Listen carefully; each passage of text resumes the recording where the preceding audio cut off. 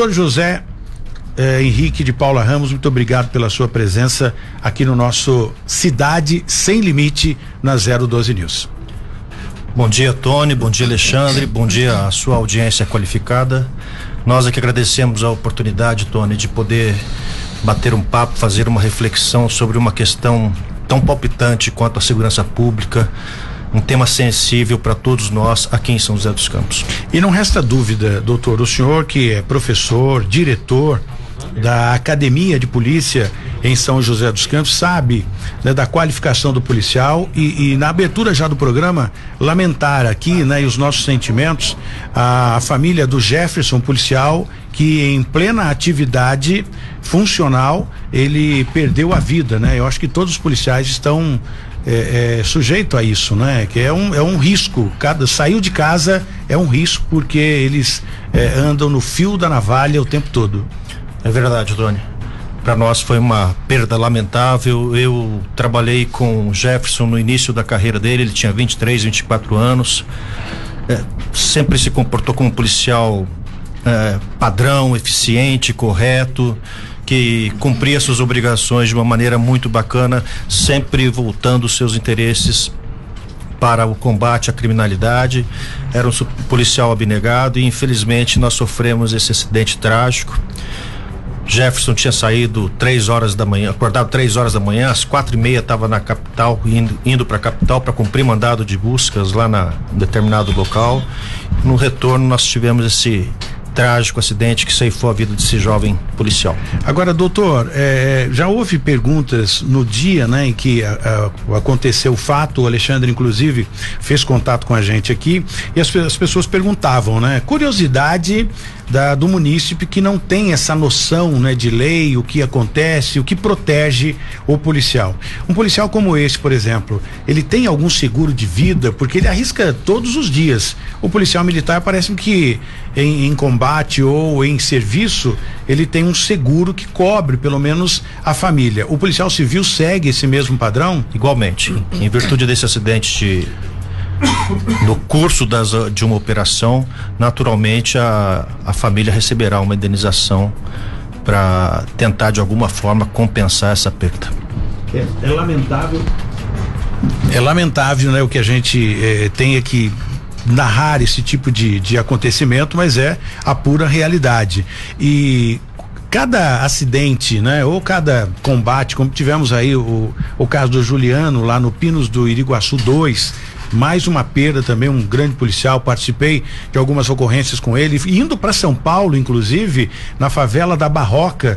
Eu me lembro que saímos daqui de madrugada, eu como repórter, né, fui com a minha viatura acompanhando e vi que realmente na minha correria e na trajetória acompanhando a polícia, é realmente um risco muito grande todos os dias. Então saímos daqui meia-noite, né, para uma ocorrência. Eles haviam sequestrado um empresário em Taubaté e iriam cortar a orelha do filho para poder exigir o resgate. Então prenderam o enfermeiro na cidade de Caçapava, que eu fui acompanhar, o Bentim, né? Foi junto também, o Ronaldo Rafaeli, na época que era do 10, né? Que é a antissequestro de São José dos Campos. Fomos até a favela da Barroca em São Paulo e aí a ocorrência desenrolou o dia todo, né? E no final da tarde, sem dormir, essa equipe veio embora, assim como eu também. Então é realmente um risco, e com essa perda, o Estado consegue repor essas baixas, doutor? De uma maneira gradativa tem sido feito concursos públicos, mas de certo modo há uma necessidade de o Estado acelerar um pouco essas contratações. Nós temos sofrido perdas por várias razões. É muita aposentadoria, muito policial que acaba tendo a vida perdida também no dia a dia. Como você disse, é uma profissão de risco, expostos a riscos assim de toda natureza. Então o Estado precisa não só ampliar suas contratações, mas acelerar esse processo de contratação, de uma maneira que a gente possa repor esse quadro e atender as nossas demandas que se multiplicam no mundo moderno, no mundo contemporâneo. Hoje você tem crimes cibernéticos que de certo modo assoberbam as delegacias de polícia em razão da complexidade exigida para serem investigados delitos dessa natureza. E é lamentável, né? Embora eles tenham todo o treinamento, falando agora no combate, numa troca de tiros, né? Como aconteceu lá com o Juliano, foi pego de surpresa. O senhor que é responsável pela academia de polícia aqui da região do Vale do Paraíba, Litoral Norte, esses cursos são constantes para aprimoramento, treinamento, é uma reciclagem constante ou existem períodos que isso acontece? Na verdade, nós temos dois tipos de cursos: os cursos de formação, que são cursos mais abrangentes, mais diversificados, para que possa o policial se capacitar de uma maneira ampla, tanto no que diz respeito ao atendimento público, na confecção e na recepção de ocorrências, aulas de armamento e tiro, aulas de defesa pessoal, aulas de inglês até, e nós temos outros cursos que são os cursos de aperfeiçoamento, os cursos de especialização. Recentemente terminamos na semana passada, na última sexta-feira, um curso de habilitação para submetralhadora. Ou seja, 20 policiais da nossa região aqui concluíram esse curso e estão agora capacitados, estão treinados, estão motivados, justamente porque hoje tem essa capacitação específica no combate à criminalidade. Nós temos que estar sempre à frente da criminalidade, como você disse. Enquanto os criminosos dão treinos, nós temos que treinar sempre, realizar cursos periodicamente, de uma maneira que nossos policiais sempre estejam à altura das demandas que se impõem no nosso cotidiano, no nosso dia a dia. A segurança pública é um desafio diário e permanente, Tony. Por isso que nós temos sempre que nos aperfeiçoarmos. Agora, a questão da criminalidade, o Jesse, ele que está acompanhando a polícia atentamente, daqui a pouco tem perguntas também, no tocante à parte investigativa, doutor. Sabemos que isso é claro, né? A gente tem acompanhado a dificuldade que o senhor, como diretor da seccional, o senhor que é o chefe dos investigadores e dos delegados também, onde abrange a seccional que o senhor administra, é realmente bastante complicado a dificuldade que os policiais têm para trabalhar, embora haja investimento que é mínimo, deveria ser muito mais investido nesses policiais, com armamento, viaturas, enfim, e principalmente o espaço físico em que eles trabalham. Mas desta forma, a estatística tem sido positiva nesses últimos 6 meses aí, para finalizar o ano?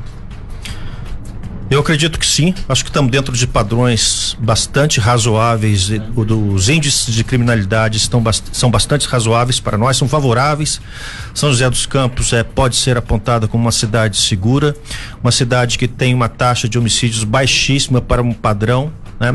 São José dos Campos é a cidade mais segura, se nós considerarmos o homicídio, nas cidades com mais de 500 mil habitantes. Então, eu gostaria até de fazer em retrospecto, lembrarmos que esse trabalho de investigação de homicídios começou lá atrás, em 2013, 2014, quando o Alexandre, o Washington e eu começamos a trabalhar na DIG e organizamos a nossa investigação, organizamos as nossas ações, procurando qualificá-la de uma maneira que pudéssemos sustentar uma investigação perante o Poder Judiciário.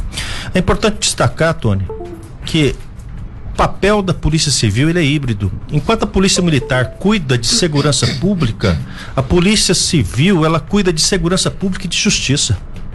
Porque é o trabalho investigativo que vai permitir, em última instância, a condenação do autor de um delito. Ou seja, se a Polícia Civil não investiga bem, o que nós temos no limite é impunidade. Então, o papel da Polícia Civil tem um caráter significativo, uma importância singular dentro desse contexto da justiça criminal. O Sidney, da Penido Corporadora e é uma empresa que você conhece, a Penido, acho que todos aqui, principalmente o doutor, né, que tem também uma ligação aí com a família no ramo de construção civil, tá dando os parabéns aqui pelo trabalho que o senhor vem executando na cidade de São José dos Campos. E com relação ao curso, não sei se a gente vai conseguir as imagens agora, enquanto isso o Jesse faz a pergunta dele ao doutor José Henrique de Paula Ramos e a gente prepara as imagens para mostrar um pouco do curso, né, que é ministrado, já havia antes, né, o que aconteceu com o Jefferson foi uma fatalidade com o policial Jefferson e nós vamos mostrar um pouquinho de como é o treinamento, né, para dirigir uma viatura da Polícia Civil. Jesse. Doutor, bom dia. A gente tem aqui as informações de que 85% dos homicídios são esclarecidos em São José dos Campos, que é um número muito alto em relação a outras cidades aqui da região metropolitana do Vale. Taubaté, por exemplo, tem 70% de esclarecimento de homicídios. Como é que é feito esse trabalho, né? E pela análise que é feita pela investigação, esses homicídios, eles são decorrência de quê? Crime passional, tráfico de drogas, qual que é o principal gargalo nesse aspecto? Bom dia. Bom dia, Jesse, a sua pergunta é bastante pertinente. Gostaria de começar pontuando o seguinte: a investigação criminal, sob todos os aspectos, é complexa. Por quê? Porque não adianta você ter um fato delituoso mais ou menos delimitado, não adianta você ter um suspeito mais ou menos no horizonte da investigação. O mais difícil de tudo é descobrir e recolher provas que permitam fazer um link entre o fato criminoso e o autor, vinculando esse sujeito de modo que você consiga reunir provas que, como eu disse, deem sustentação a uma acusação e lá na frente a uma sentença condenatória. Justamente por conta dessas dificuldades, desse caráter complexo da investigação, é que nós precisamos nos capacitar. Lá atrás, quando nós trabalhávamos na DIG junto com o Alexandre, que eu acabei de mencionar aqui, nós começamos a adotar cursos e frequentar cursos de técnicas de entrevista e interrogatório, ou seja, a obtenção de uma prova oral de uma maneira mais qualificada, de uma maneira mais eficiente, porque você tem essa questão de vítimas e testemunhas que muitas vezes temem, ficam temerosas de dar testemunho. Então você precisa criar uma empatia, criar um convencimento, gerar nela uma credibilidade. Ou seja, eles precisam confiar na polícia para que se manifestem e produzam essa prova oral, que sem essa prova oral também você não chega a lugar nenhum. Não adianta ter perícia. A investigação não evolui. Exatamente. São provas, as provas materiais e as provas orais, elas se complementam, elas se reforçam mutuamente dentro da investigação criminal. Então, se você tem, de um lado, peritos, experts em determinados assuntos, você tem que ter policiais civis qualificados para obtenção dessa prova oral. Aqui em São José dos Campos nós também temos equipes especializadas que foram se desenvolvendo, que foram se capacitando, e hoje eu acredito que isso o que nós temos hoje é resultado de um trabalho de mais de 8 anos, que produziu policiais competentes, abnegados, dedicados, que estabeleceram uma rotina de trabalho e, portanto, sabem muito bem, do ponto de vista profissional, cumprir as suas obrigações. Muito bem. O Vander tá aí já? Só para liberar o Vander, e a gente segue aqui com o Dr. José Henrique de Paula Ramos. O Alexandre também vai falar alguma coisa. Caiu, né? Vamos restabelecer. Desculpa, Vander. Nós adiantamos aqui, né? E o Vander, que está na correria, para falar pra gente, fazer um balanço rápido aí do que aconteceu no final de semana, enquanto a gente segue falando aqui com o Dr. José Henrique de Paula Ramos, delegado seccional de polícia em São José dos Campos. Posso completar uma coisa? O Dr. José Henrique falou aí com muita propriedade que a investigação ela é muito complexa. E assim, a pergunta do Jesse, e eu gosto de lembrar que eu vejo muitas autoridades imputando ao tráfico de entorpecente de forma genérica como causador do homicídio e que tem que ser feito um combate específico, e não é. A investigação de homicídio, ela tem que ser feita caso a caso. Em 2013 a gente tinha muito isso daí. Eram autores cometendo vários crimes e eles não eram investigados devidamente, e as provas não eram colhidas e eles não eram presos. O que precisava fazer isso daí. Com isso a gente prendeu essas pessoas que eram verdadeiros serial killers, matavam 10, 20 pessoas e se viram presos na nossa gestão. A gente segue nessa linha que agora o Vander já está pronto. Alô, Vander, muito bom dia. Desculpe a demora aí, o papo aqui tá muito gostoso, as pessoas interagindo também, e é importante a sua participação num balanço do que aconteceu no final de semana com a Tamoios congestionada e chuva em diversos pontos da região. Conta pra gente. Bom dia, Vander, boa semana. Bom dia, Tony. Bom dia a todos do 012 News. Bom dia, doutor José Henrique. É um prazer falar com vocês nesta manhã de segunda-feira. Vamos lá para esse balanço do que aconteceu no final de semana na região do Vale. O Vander, que é o coordenador regional da Defesa Civil. Bem, Tony, nós tivemos aí, desde sábado até hoje, um elevado significativo de índice pluviométrico em várias cidades da nossa região, litoral norte, em especial Tamoios também sofrendo com isso aí, né? A gente está tendo um elevado significativo de índice pluviométrico. Nos próximos dias aí o cenário vai se repetir o cenário de hoje. Então nós vamos ter um tempo nublado, com alguns momentos aí com fortes chuvas, associados aí a rajadas de vento e descargas elétricas. Vale salientar que esse nível deve se cessar a partir do próximo dia 29, da próxima sexta-feira. As áreas de estabilidade aí estão propiciando para a gente aqui um índice pluviométrico muito alto, e vale salientar a população que nos ouve aquelas características de risco, né? Nós já estamos há vários dias aí com índice pluviométrico alto. O degrau de abatimento no solo, quando se forma num terreno mesmo pavimentado, ele forma a trinca, forma o degrau. Trincas perpendiculares em residências, janelas ou portas que começam a emperrar, elas começam a ranger, muros embarrigados, postes começam a funar, árvores começam a funar. Se acontecer próximo da sua residência, sai imediatamente da residência, aciona a Defesa Civil no 99 ou Corpo de Bombeiros 193. Muito bem, e essa questão da caminhonete, teve um acidente envolvendo uma caminhonete aí também, um acidente grave aí na região, né? Isso foi na sexta-feira, Tony. Um motorista aí de uma L200, ele está sendo apurado ainda o que teria acontecido de fato com ele. Ele, em alta velocidade, ele colidiu os compostos, quebrando mesmo e dificultando aí o trânsito na Avenida Dr. Januário Miraglia, na hora do alto movimento final do dia aí, né? Sim. Equipe do Departamento de Sistema Viário de Campos do Jordão, juntamente aí com a concessionária elétrica, evidando esforço aí no final da noite da sexta-feira, já restabelecendo a normalidade, bem como a energia elétrica no local do bairro Bernardo. Muito bem, então e a previsão? Continua chovendo ou vai parar? Vai continuar, nós vamos ter aí essas fortes intensidades de curta duração, um clima um pouco mais abafado. No período noturno aí vai cair um pouco a temperatura e essa condição ela vai se manter o próximo dia 29 aí. Essas áreas de estabilidade vão continuar agindo. Um outro detalhe importante, que qualquer pessoa também pode se cadastrar no Sistema de Proteção e Defesa Civil para receber os alertas da Defesa Civil do Estado de São Paulo.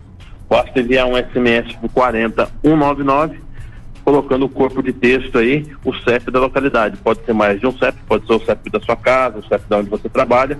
A partir desse momento você recebe alertas da Defesa Civil acerca de fortes chuvas, descargas elétricas, rajadas de vento, nesse período que a gente está adentrando aí, que é o período de chuva. Muito bem, amanhã eu vou perturbar novamente, né, atrapalhar aí o sossego do nosso Vander, que é o coordenador regional da Defesa Civil, pela seguinte razão: tem muitas perguntas aqui, não dá tempo hoje, mas amanhã, se você puder, responda os nossos internautas. Tony, pergunte ao Vander como a gente faz para participar da Defesa Civil, ser um colaborador ou um voluntário. Será que ele poderia nos dar o caminho? Amanhã, o Vander, você se prontifica a informar aqui o nosso internauta? Com certeza, Tony, estou sempre à disposição dos internautas, dos ouvintes e de todos aqueles que utilizam as plataformas da 012 News, e é sempre bom contar com os voluntários dentro do Sistema de Proteção e Defesa Civil. Você que é um voluntário e sempre que nos auxilia no momento de necessidade aí do período não só de chuvas, mas de estiagem também. Muito obrigado. E a gente volta daqui a pouco, depois do intervalo, conversando com o doutor José Henrique de Paula Ramos e também o Alexandre. Tem muitas perguntas aqui, viu? Por que a polícia, ou toda a polícia, não usa fuzil? A gente vê que no Rio de Janeiro os policiais utilizam fuzil, quase que todos. Por que aqui isso não acontece? Existe um protocolo a ser seguido? Daqui a pouco o doutor José Henrique de Paula Ramos responde, e o Alexandre também, que faz parte, né, como policial na rua, para dizer pra gente se existe treinamento para isso, enfim. Daqui a pouco, não saia daí depois do intervalo. Bem, estamos de volta no Cidade Sem Limite aqui na 012 News, e você vai acompanhando tudo o que acontece na região do Vale do Paraíba, Litoral Norte e Serra da Mantiqueira. Uma das coisas que eu quero aproveitar e trazer o Jesse já para atualizar: houve tiroteio, um verdadeiro bang em Caraguatatuba. É o que eu digo, os bandidos estão armados, a polícia fazendo o possível para revidar, e a gente está aqui para noticiar em primeira mão o que está acontecendo ou o que já aconteceu no final de semana, como nesse caso em Caraguatatuba, Litoral Norte. Jesse. Vamos lá, Tony, percebendo aí as imagens, né? São dois indivíduos assaltando um mercadinho no bairro Porto Novo, rua Cristóvão de Barros, lá na cidade de Caraguatatuba. Perceba que um dos funcionários ou dono do estabelecimento está baixando as portas e duas pessoas vão chegar aí para praticar o roubo. esse homem de capuz e um outro comparsa, eles estão chegando neste momento. Perceba aí, ó, o rapaz tirou a arma, deu um tiro pra fora, ó, nesse momento. Atirou pra fora e vai chegar a polícia militar agora na sequência. Os policiais militares vão fazer parte desta ação importante, ó. 3 policiais militares descerão e já descerão atirando nesses bandidos lá na cidade de Caraguatatuba. Isso aconteceu na última quinta-feira. Um desses bandidos, ele foi capturado pela polícia militar de forma ilesa, foi levado ao distrito policial, o primeiro distrito policial de Caraguatatuba, para fazer a ocorrência, né? O boletim de ocorrência. E o outro tá foragido, Tony. A questão do estar ileso é porque nós vimos aqui nas imagens 2 disparos. O indivíduo atirou para fora, talvez para mostrar a força, né? E intimidar as pessoas que estavam nas imediações, e na sequência o policial também atirou, né? E foram 2 disparos pelo que a gente viu ali diante das câmeras. Então não houve nenhum dos disparos atingiu nem o indivíduo e nem mesmo os policiais. Conseguiram prender um, outro tá foragido. O outro tá foragido, a polícia investiga esta situação. E uma outra coisa que chama a atenção, Tony, mudando um pouco de ocorrência, perceba, isso aconteceu em Taubaté. Olha as imagens aí, ó, Tony. Lá em Taubaté, a gente vai mostrar aí, um cidadão vai agredir um motoqueiro agora, ó. Presta atenção, Tony. Estamos acompanhando aqui em tempo real e o motoqueiro, bom... Motoqueiro veja que a moto dele, né? Ali não se sabe se o motoqueiro atingiu, a gente tentou as informações, o carro atingiu, mas há uma marca de pneu aí nessa rotatória, lá no Santa Luísa de Marilac, Avenida Santa Luísa de Marilac, na cidade de Taubaté. O cidadão saiu do carro e foi agredir esse motociclista. E a repercussão tem sido muito grande nas redes sociais. Os motoqueiros lá em Taubaté, os motoboys em Taubaté estão indignados com esta imagem. Agora, eu não entendi ali, foi um soco certeiro, né? Foi de canhota ainda, né, embora Tony? seja um motoboy, eu não sei qual foi a ação, né? Que estava de capacete, por ser um motoboy estava de capacete, mesmo com o capacete é possível a gente observar aqui que o soco foi certeiro, ou seja, não houve nem a possibilidade do motoboy, né? Ou motociclista que seja, reagir. E esse indivíduo, fortão, pelo que dá para perceber, abriu a asa, voltou pro carro. É uma informação preliminar que nós recebemos que seria um policial militar, mas a gente vai checar estas informações, né? E não se sabe o que aconteceu antes, porque nós não temos as imagens anteriores. Se a moto entrou no carro, se o carro atropelou a moto, se não houve nada, se foi só uma discussão. Então, abre-se aí um leque muito grande. Não houve registro de boletim de ocorrência, pelo menos até ontem, lá na cidade de Taubaté, mas os motociclistas, os motoboys estão indignados com essa situação por lá, viu, Tony? Impressionante isso, né? Bom, num caso desse, né? Como é que a gente investiga um negócio desse, né? Bom, se ninguém fez o boletim de ocorrência até agora, a polícia não tem como entrar num caso desse, né, doutor? É assim? Verdade, ainda infelizmente nós temos muito casos de subnotificação, né? São as chamadas cifras negras, as pessoas não comparecem na delegacia e naturalmente a polícia não consegue dar a resposta a esses casos. E a gente tem que tomar cuidado de criar uma convicção só olhando partes de imagens, né? Quando você vê a imagem, às vezes tem uma edição, você não sabe o que aconteceu antes, o que aconteceu depois. Aquele caso dos policiais ali é bem emblemático. Você vê que o rapazinho pega e dá um tiro pra fora, quer dizer, ele é capaz de dar tiro sem ter ninguém pra ele atirar. Obviamente, assim, ali a probabilidade dele realmente ter atirado contra os policiais é muito grande, apesar das imagens não mostrarem. Então tem que tomar muito cuidado. E falando de imagens, a gente tá a Polícia Militar agora inovou colocando câmera nos uniformes, isso aí tá garantindo aí mais lisura nas ações da Polícia Militar. Isso ajuda ou prejudica numa ação, doutor, da polícia? Tony, acho que nós devemos considerar 2 aspectos aí do ponto de vista investigativo. É claro que determinados momentos, determinadas etapas da investigação, elas têm de ser feitas sob um caráter sigiloso, sob pena de frustrar o resultado dessa investigação. Por outro lado, quando nós já temos elementos suficientes para incriminar alguém, necessitamos cumprir um mandado de busca na casa do indivíduo que é alvo dessa investigação, precisamos apreender a arma que ele empregou no assalto, que ele empregou no homicídio, Nós acreditamos que o registro dessas imagens, o registro em áudio, são fundamentais. Alexandre, quando trabalhava na DIG, no setor de homicídios, liderava o grupo de homicídios lá, aliás, com